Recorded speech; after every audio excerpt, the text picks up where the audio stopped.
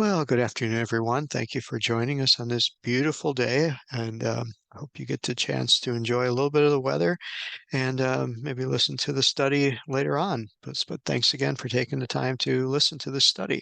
You'll see on your map today, we're just taking a look at, we're going through the story of Gideon. And as you can see, he's kind of in the middle here in the city of Ophrah in the tribe of Issachar, and not a tribe we hear very much of. And what's interesting looking at this map is you see that these judges are scattered all over. We started in the southern part of the nation and then kind of moving up, and now we're in the northern part of the nation, and then we're going to bounce all around. But it is kind of interesting, and I don't know if there's any methodology to this, but it does seem that everybody gets equal treatment. Um, and so just thought that was kind of interesting to point out. But as we now go to Judges chapter 6, we left off with verse 16, and Gideon is being called by God. A prophet comes to him and explains to him what's going on, says that God is going to be with him. And Gideon seems to, obviously, he's got doubts and he's got concerns, and I don't know that he fully understands um, who is speaking these words to him. And we see that in the narrative, it's hard for us too to realize, okay, sometimes it's clear that there's an angel of God speaking, and then there's other times when the narrative is as if God is speaking directly to him. And so it obviously are there are places where God speaks through an angel, and the words of the angel could be the words of God being vocalized. Other times, we're left to think that maybe this was just a voice calling out to him. Or maybe it was another time when God himself appeared in a form, a temporary form called a theophany, and that's a Greek word meant to just say that this was how God presented himself. We do know that God is spirit, and so he doesn't have a permanent body that he dwells in, but yet has taken forms to reveal himself. And so that's all what we think about as we go through these incredible stories. So Gideon is not, obviously, he's living it real time. We're reading it as a Monday morning quarterback type, and so we have the knowledge of looking at this and seeing how the story works out. But Gideon didn't. He was in the midst of this, and so I don't know that he's sure what the situation is. But when we get to verse 17, he shows us his doubt. He says, "If now," and the word "now" in Hebrew is "na," which is please. So there is a very humbling petition going on here by Gideon. He says, "If I please have found grace in thy sight, then show me a sign that you're talking with me." Well, this is quite interesting. Where is he doubting? Is he doubting the words? Um, he's looking for a sign, and we're going to see Gideon's story here is filled with these types of signs that Gideon looks for. And but what I find here is the mercy of God putting up with somebody who's got some reservations, who has a little bit of doubt. Um, and so in verse 18, Gideon is talking to this entity, which we see as an angel, but we don't know what it looked like. Did he? I don't think that he had the um, preconceived idea like we have, that there's wings and a golden halo and, you know, all kind of shininess around him. Maybe this just was someone who looked like an ordinary person, because he says, "Don't depart from me until I come again. I'm going to bring a present and set before you." And then this angel says, "Okay, I will tarry." The word tarry is sit. So the angel sits down underneath a tree and waits. Now, look what Gideon did here. He went in, killed a lamb or a goat, cooked it, he killed it, he dressed it, he cooked it. He made unleavened cakes, which is the word in Hebrew is matzah, which is a very common bread that is made by Jewish people. And so he didn't. He took a lot of flour. This is a huge amount, an ephah, like a bushel of flour, and made these cakes. Well, they were unleavened, so they didn't have to bake and rise. So that didn't take as long as it would take to make a lot of bread. But he had to prepare this kid, this small lamb or goat, and he put it in a basket. And then he made a broth in a pot.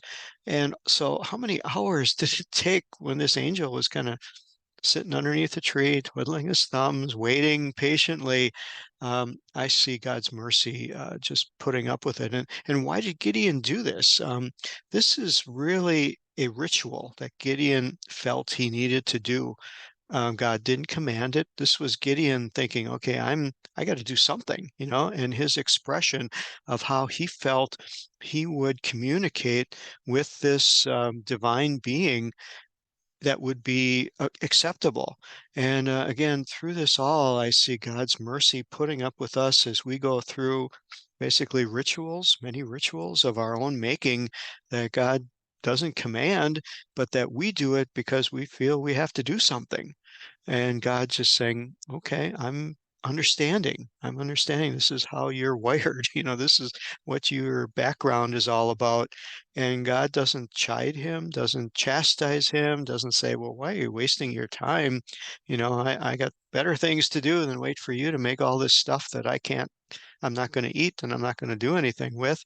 And so God's mercy is really coming strong, at least in my perception, coming strong here.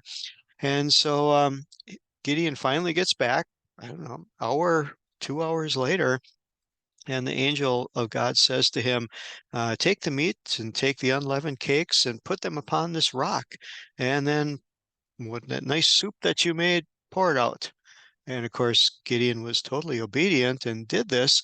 And then the angel of the Lord put forth the end of the staff that was in his hand. Kind of interesting that he had a staff. When I looked at the word staff in Hebrew, it doesn't designate anything mystical or strange. It's just a plain old staff, just something you used for walking. Was this common? Did everybody carry a staff? Was it for protection? Was it because the roads were kind of bumpy and uneven, and so you had to steady yourself even if you were totally fit? Was it that this angel had trouble walking? Was he somewhat challenged to walk? A lot of questions here as to why he was carrying a staff, but he took this staff that was in his hand, touched the meat, touched the little unleavened bread cakes, and fire rose up from out of the rock and poof, burned it all up, burned up the meat, burned up the cakes. And then just like that, poof, the angel departs out of Gideon's sight. Um, Again, this is just fantastic to understand and try to picture in my mind of what was happening here. The fire coming out of a rock is very common throughout the Bible. In fact, going back to Cain and Abel, when Cain offered his sacrifice and it was rejected, the Jewish commentators say that the reason Cain knew his sacrifice was rejected was because fire did not come out and consume it. And so you'll see many episodes through the Hebrew Bible, Old Testament, if you will, of sacrifices being consumed by fire coming out, and that was showing God's approval. This is also very much a parallel to the New Testament in the book of Acts when the disciples and the 120 were gathered in the upper room, and it said fire came upon them, tongues of fire sat upon them when they received the infilling of the Holy Spirit. God showing his favor of what was being offered to him as his life of their lives being living sacrifices. That's another common thread throughout the New Testament, and God showing his approval upon them. So again, this would have been very much understood in the Hebrew mindset of God's favor being shown as to accepting what was being offered. And so then the angel departs out of his sight. And then verse 22 is kind of interesting that Gabriel says, whoa, I didn't know that was an angel. But now I think it was an angel. Was Gideon, talking about here, um, in this whole situation? What was he thinking?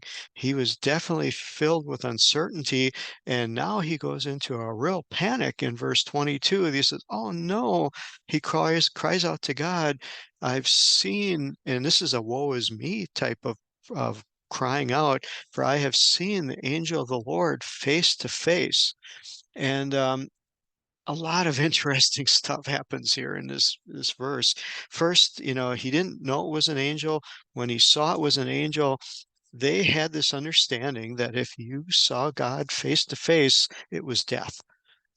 Where that really came from, I don't know. I believe I can remember reading some verses that talked about encounters with God and that people would fear for their lives. Was this just a tradition that they had?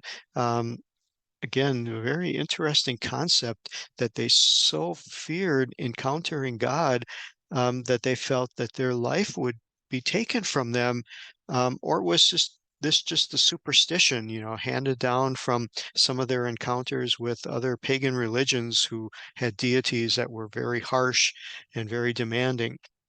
But here we see that God said to him, and the word Lord is Yahweh in the Hebrew, meaning the merciful, compassionate side of God.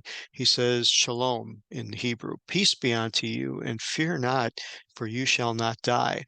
So the question we have to ask is, how did God speak to him? Did the angel reappear?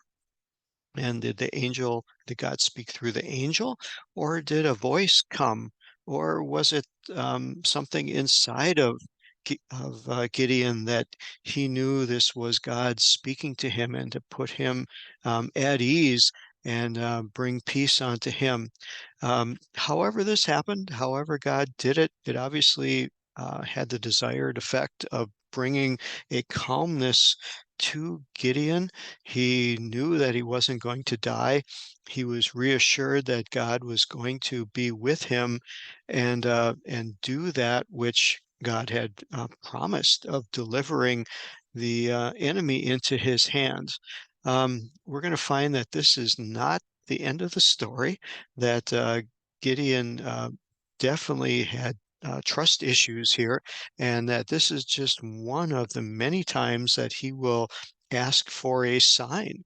And but again, it's easy to kind of bash on Gideon, saying, "Well, how could you not believe? How could you not stand upon the faith? Where's your faith, buddy? You didn't doubt, or you doubted God and didn't trust God, and we could really criticize what he's doing, but we don't see any criticism from God here whatsoever. God speaks favorable to him in verse 23, brings peace to him, you can imagine Gideon's heart is in overdrive and racing, thinking his life is going to be lost, fearing for him, his own being. And God is just saying, chill out here, my friend, peace be unto you. Don't be full of fear. Um, this is just a beautiful verse, and I wish it was one that I could remember when I'm in troublesome situations or when the world is seemingly caving in around about me and things are looking distressful and my anxiety level is at a full tilt, and my heart is beating in overdrive here, and I'm not knowing how the situation's going to end, or whether my life will be, taken from me, or I'm going to suffer some calamity because of what's happening. This verse, to hear God say, "Peace be unto you. Fear not." Nothing's going to go wrong. You're not going to die. You're not going to be harmed. Things aren't going to cave in, and everything's going to be okay. A verse for all of us to remember. Then, verse 24, we see that Gideon makes a memorial here. He builds an altar unto the Lord and calls it, translated here, Jehovah, but Yahweh Shalom. The Lord is my peace. And this is interesting too, because there was a centralized place of worship. There was a place approved for bringing offerings, and that was where the tent of meeting was in Shiloh. But Gideon obviously felt and had such a relationship with God that he could sacrifice anywhere. And he could sacrifice mainly where God's presence was. And God's presence was with him right where he was living.